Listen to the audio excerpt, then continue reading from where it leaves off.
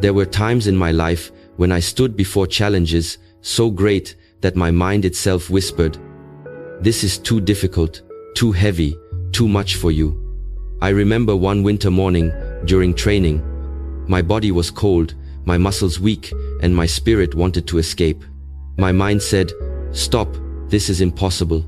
But in that very moment, I discovered something profound. The mind is like a wild horse. It resists, it rebels. It throws you down until you learn how to master it. The method I began to use, I now call the lotus method. Just as the lotus rises from the mud, untouched and pure, we too can rise above resistance, excuses, and mental laziness. You do not force the lotus to bloom, you create the conditions for it. In the same way, you do not force the brain harshly, you guide it, shape it, and train it. And then, what once seemed impossible becomes effortless. Today, I will share with you 12 powerful principles of the lotus method to train your brain to do hard things, even when everything inside you says, "I can't." Number 1. Acknowledge the mud. When you look at a lotus flower, rising beautifully above the water, shining untouched by the dirt beneath, it is easy to forget where it came from. We admire its purity, but we often neglect the truth. The lotus begins its life buried deep in the mud. Without the mud, there would be no lotus. Without difficulty, there would be no strength. Without resistance, there would be no transformation.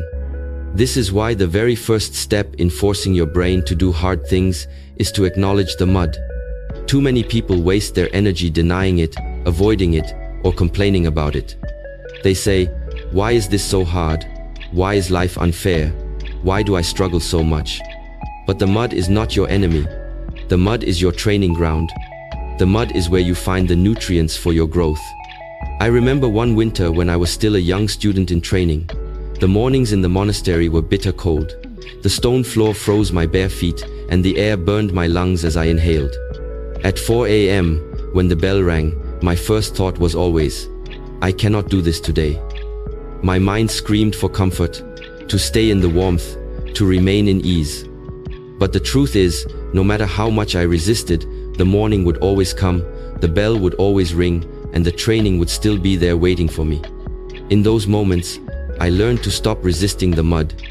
Instead, I whispered to myself, "Yes, this is cold. Yes, this is uncomfortable. But this is also my path." When I acknowledged the mud, the struggle lost some of its power. Because once you see the mud as part of the process, you stop wasting energy fighting it, and instead use that energy to rise above it. The same principle applies to the difficult tasks in your daily life. Perhaps you are a student who fears studying long hours. Perhaps you are an entrepreneur fighting through rejection after rejection. Or maybe you are simply a human being struggling with your own self-doubt. If you spend all your time wishing the mud was not there, you miss the opportunity to grow from it. I once guided a student who wanted to build discipline. He told me, "Master, I hate waking up early. It feels like torture." I asked him a simple question. "Do you expect the lotus to bloom without touching the mud? Why do you think your growth should come without touching your discomfort?" Slowly, he began to shift his view. Instead of saying, "This is torture," he started to say, "This is my mud. This is where I plant my roots."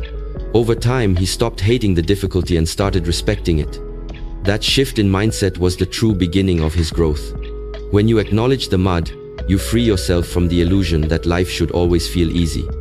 The brain wants comfort, but the soul wants evolution, and evolution cannot happen without resistance. The weights in the gym must be heavy for your muscles to grow. The silence in meditation must be long for your mind to settle. The challenges in life must be real for your spirit to strengthen. So, do not curse your mud, embrace it. When you feel resistance, whisper to yourself, "This is my soil, this is my foundation, this is where my lotus begins." Every struggle you face is not proof of weakness but evidence of your potential. The lotus flower does not apologize for the mud that gave birth to it, neither should you. Acknowledge your mud, respect it. Because one day, when you rise above it, you will look back and understand, it was never your obstacle, it was your root. Number 2. Start smaller than the mind expects. One of the greatest illusions the brain creates is the belief that progress requires giant leaps. When people think of transformation, they imagine radical change. Waking up at 4 a.m. every day, running 10 kilometers, meditating for hours, or working tirelessly without rest. But when the task is too big, the brain immediately resists. It says, impossible, too much, not today. And so, instead of moving forward, we remain paralyzed. This is why the secret is not to aim for the giant leap, but to begin with a step so small that the mind cannot refuse. I discovered this lesson during my early years of training. In the monastery, we would often be asked to perform hundreds, sometimes thousands, of repetitions, punches, kicks, stances, or even silent meditation for long stretches. When I was young, I looked at these numbers and felt overwhelmed. My brain whispered, "How can you possibly finish this? You will fail." But one of my teachers smiled and said, "Do not think of 1,000, think only of one. Begin with the first strike, the first breath. The rest will take care of itself." I began to apply this teaching. Instead of focusing on finishing 1,000 strikes, I placed all my attention on the first one. Then I moved to the second, then the third. To my surprise, the brain became quiet. It no longer screamed about impossibility because it could not argue with one simple action. Slowly, without realizing it, I reached 100, then 500, then 1,000. This is the hidden power of starting smaller than the mind expects. The brain cannot resist what feels too small to be a threat. Think of a person who has never exercised. If they say, "Tomorrow I will run 5 kilometers, the mind resists. It creates excuses. You are not ready. You are too tired. Start next week. But if instead they say, "I will put on my shoes and walk for 2 minutes, the brain has no defense. And once they begin, 2 minutes often becomes 10, then 30. The simple act of starting opens the doorway to momentum. In my own life, I use this principle daily. There are mornings when my mind does not want to sit for meditation. It whispers, "Skip today. It is too hard." In those moments, I trick my mind by saying, "Just breathe for 2 minutes, nothing more." But once I begin, the resistance fades. 2 minutes often becomes 20. And by the end, I realized the task that felt impossible was only my brain's illusion.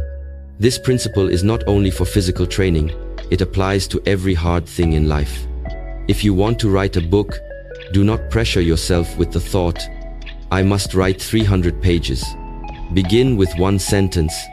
If you want to study for an exam, do not force yourself to think of 10 chapters. Begin with reading one paragraph. The moment you start, your brain shifts from resistance to flow. The task that once looked like a mountain now feels like a series of steps. The lotus does not rise from the mud in a single leap. It grows millimeter by millimeter, unseen beneath the water, until one day it breaks the surface and blooms. Your progress is the same. Small beginnings, repeated with consistency, create unimaginable transformation. So, whenever your mind resists a hard task, do not fight it with force. Outsmart it with simplicity. Start so small that your brain has no reason to say no. And once you begin, momentum will carry you forward. The power to transform your life is not hidden in one giant action, but in the smallest step you are willing to take right now. Number 3. Shift from emotion to action. One of the most common traps of the human mind is waiting for the right feeling before taking action. People tell themselves, "I will exercise when I feel motivated. I will work when I feel inspired. I will study when I feel ready." But the truth is, if you wait for the perfect emotion, you will wait your entire life. The brain is designed to protect you from discomfort, and it does so by convincing you to stay still, to delay, to remain in the safe arms of comfort. I remember one morning in training when the rain was pouring heavily. The ground was soaked, the air was cold, and every part of my body wanted to stay in the warmth of the hall. My mind whispered, "Not today. Wait until the weather improves. You are too tired for this." If I had listened to that emotion, I would have missed the training, and slowly, this small excuse would have become a habit.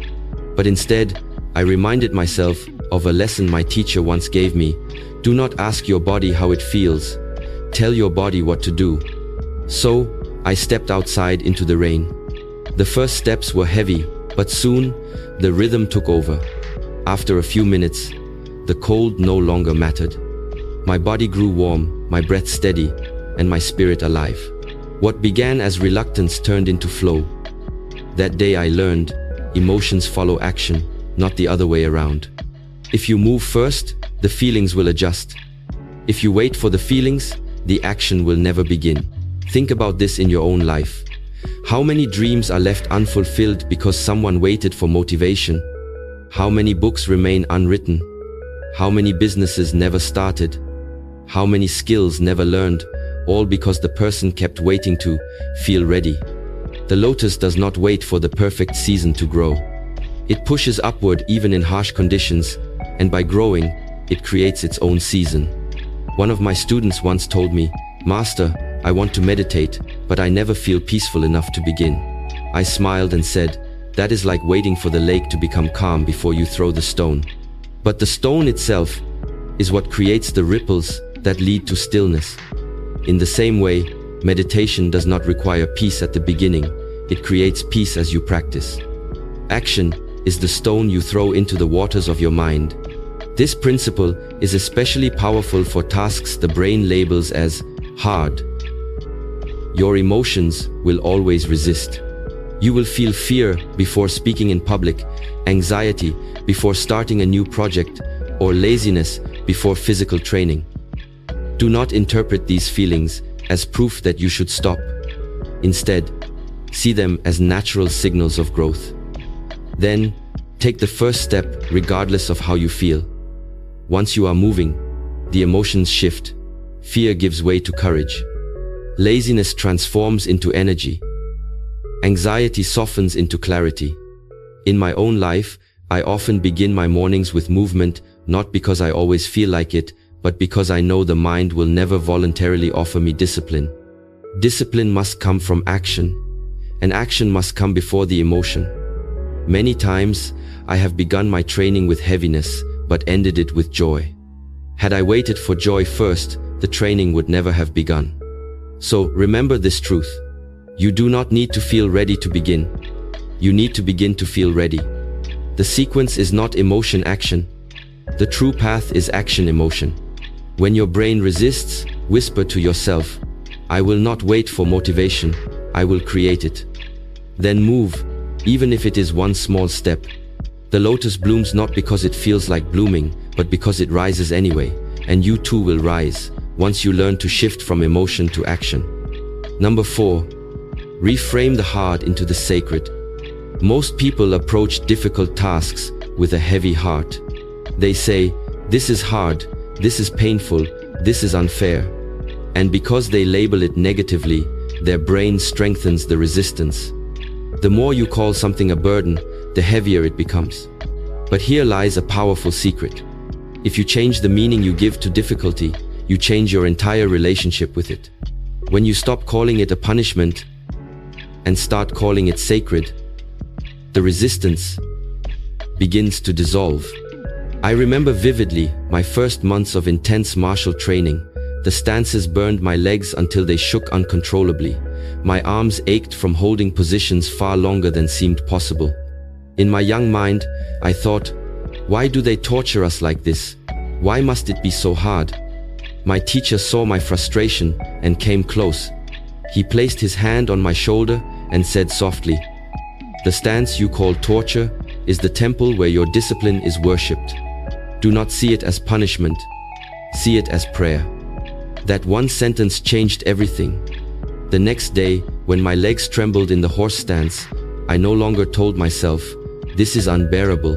Instead, I whispered, "This is my offering. This is how I bow to the path I have chosen." The pain did not disappear, but its meaning transformed. What once felt like suffering began to feel like devotion. This is the essence of reframing the hard into the sacred. Life will always present tasks that seem too heavy, long hours of work, endless repetitions, difficult conversations, the pursuit of mastery. If you keep seeing these moments as punishment, you will forever fight against them. But if you choose to see them as sacred, as opportunities to honor your discipline, to sharpen your spirit, to express gratitude for the gift of effort, suddenly, the hard thing becomes a blessing. One of my students once struggled with daily meditation. He complained, "Master, sitting still for so long is exhausting.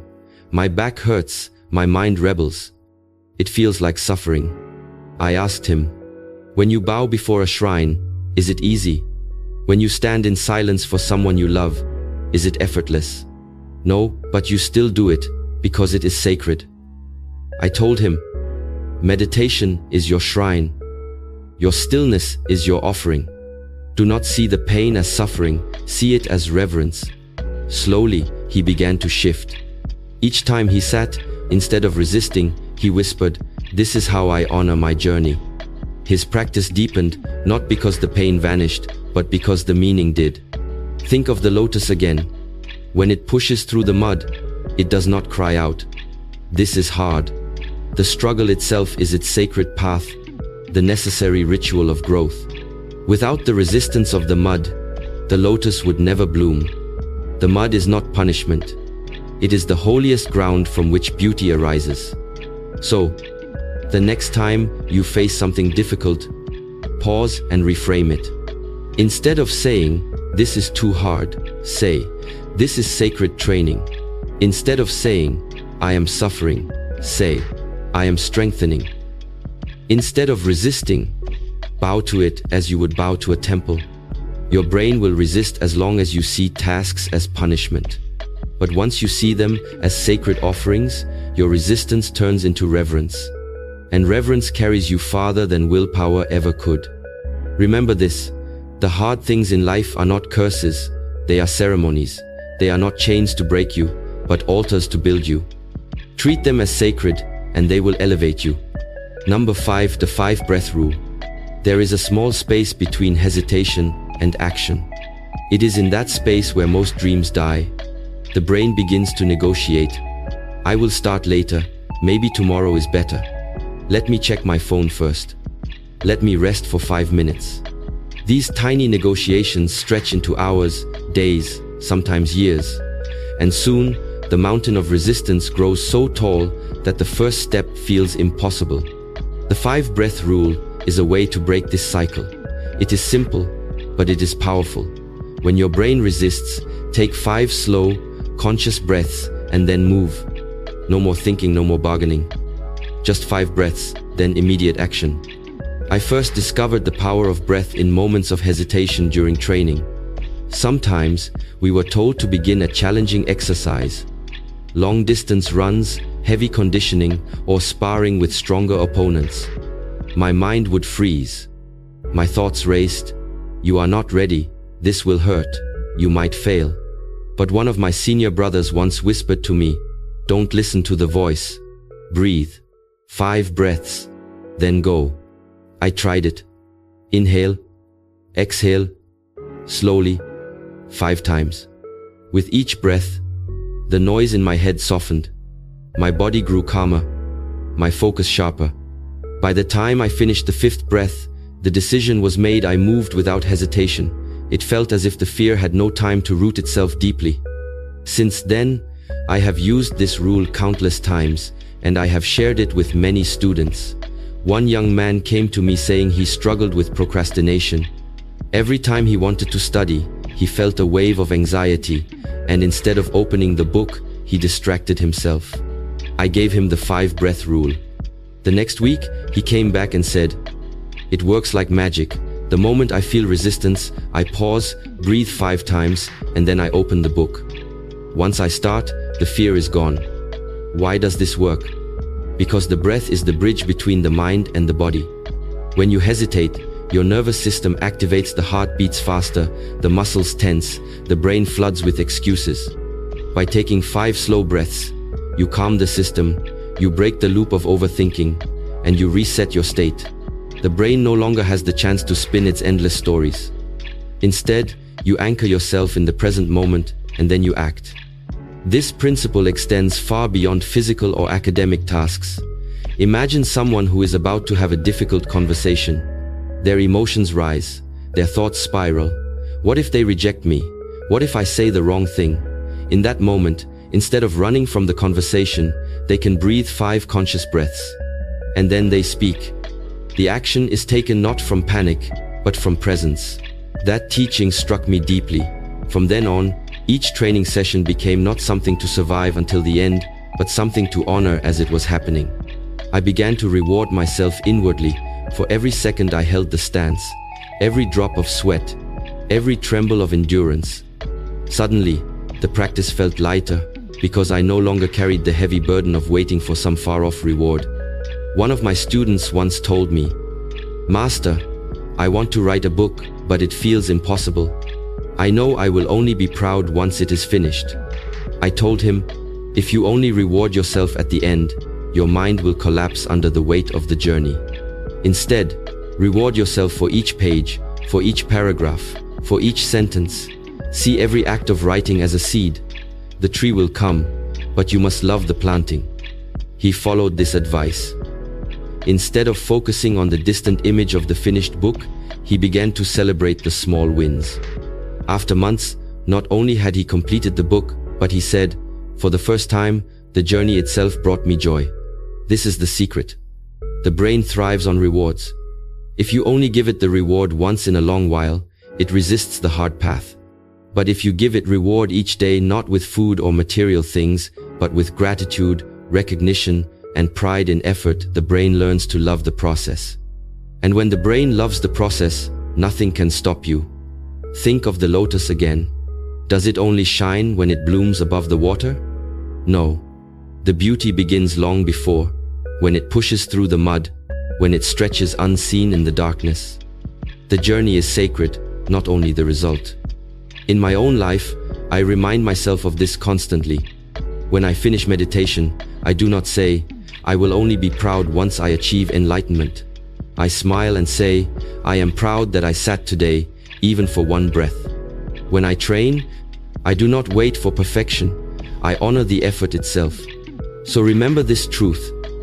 Reward the process, not the outcome. Find joy in the step, not only in the summit. Because life is not lived only at the finish line. Life is lived in every step of the journey. Number 9, harness the power of pain. Most people see pain as an enemy. They run from it, they numb it, they complain about it. But what they do not realize is that pain is not here to destroy them. Pain is here to transform them. Pain is not the signal to stop. It is the invitation to grow. If you can learn to harness the power of pain, your brain will no longer resist hard things. Instead, it will recognize pain as the path towards strength. When I first began training, my body was not prepared for the demands of the Shaolin life. Hours of horse stance, thousands of punches, endless repetitions of forms. My muscles ached, my bones cried out. At night, I would lie in bed, and the pain in my legs was so sharp that even sleep felt like a luxury. In those moments, I wanted to quit. My mind told me, "This suffering is pointless, why continue?" But my teacher once said to me, "Do not curse the pain, respect it. Pain is the hammer that breaks the old shell so the new strength can emerge." That day changed me. I stopped seeing pain as punishment. Instead, I started listening to it as a teacher. The ache in my legs told me my endurance was being forged. The burning in my lungs told me my capacity was expanding. The exhaustion in my body told me my limits were being shattered. And slowly, I began to welcome the pain, not because it was pleasant, but because it was meaningful.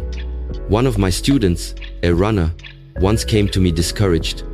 He said, "Master, every time I push myself beyond a few kilometers, my body hurts, and I lose all motivation." I told him, "What if you changed the meaning of that pain? Instead of saying this hurts, say this is growth. Instead of saying I want to stop, say this is where the transformation begins." He tried it. The next time he ran, when the pain came, he smiled and whispered to himself, "This is strength entering me." Slowly, his mind rewired. Instead of associating pain with weakness, he began to associate it with progress. Weeks later, he was running distances he had once thought impossible. This is the secret. Your brain believes the story you attach to pain. If you call it suffering, it becomes suffering. If you call it weakness, it becomes weakness. But if you call it growth, it becomes growth. If you honor it as a sign of transformation, the brain will no longer resist it, it will accept it as necessary.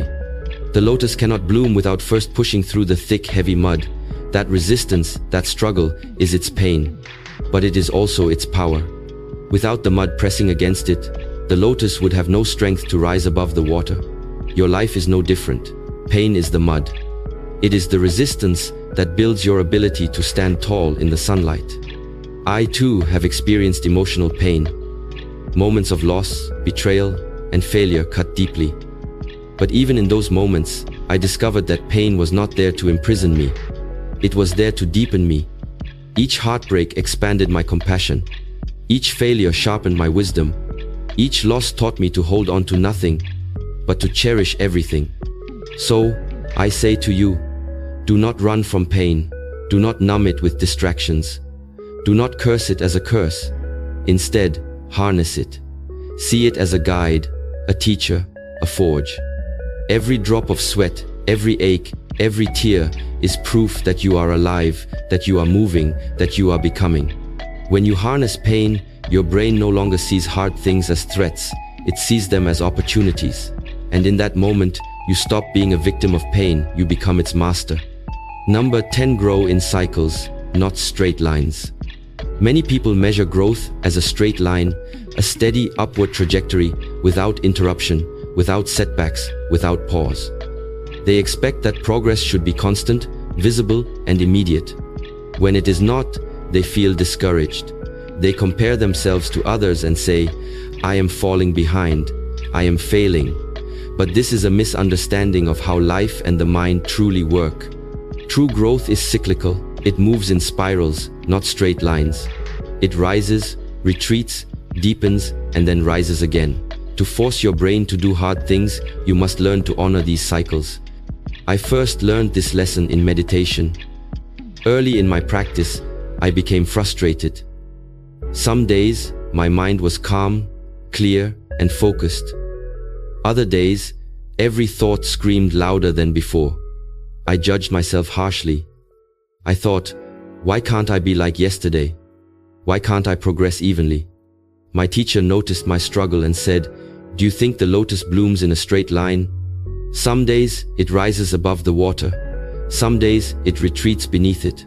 The water may cover it, but it is still growing beneath. Your mind is the same. Trust the cycle.